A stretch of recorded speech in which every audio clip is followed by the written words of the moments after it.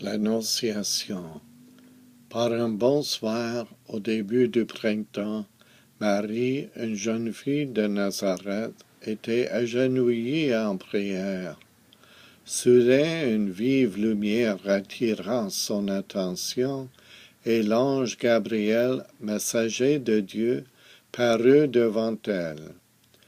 Marie la regardait, tout émerveillée et interdite.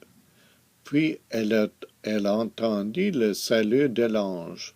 « Je vous salue, pleine de grâce, le Seigneur est avec vous. Vous êtes bénie entre toutes les femmes. » Marie en fut troublée.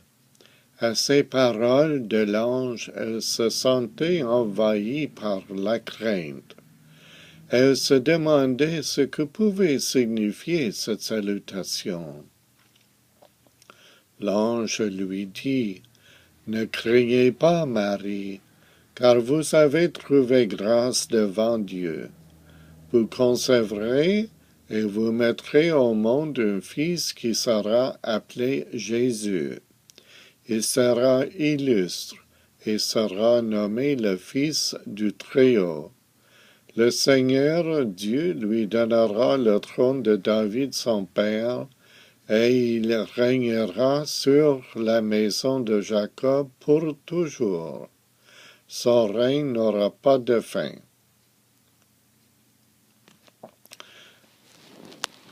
Marie avait compris le sens du message de l'ange. Comment pouvait-elle devenir la mère de Dieu? Elle s'était fiancée à un homme nommé Joseph.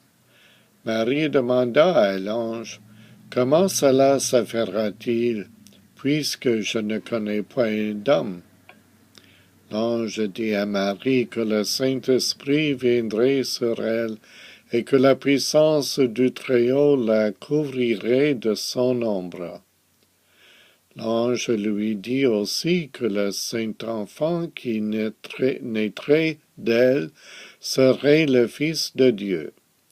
Puis l'ange ajouta, « Et voici qu'Élisabeth, votre cousine, aura un fils malgré son grand âge, et elle en est à son 6e mois.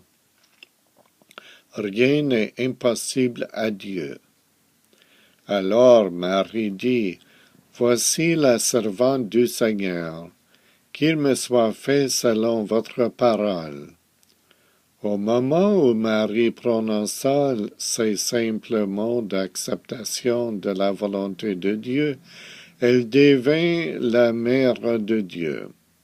Le Verbe se fit chair et il vécut en elle. L'ange disparut, mais Marie resta longtemps agenouillée, plongée en une ardente et paisible adoration de Dieu qui s'était fait homme pour sauver l'humanité tout entière.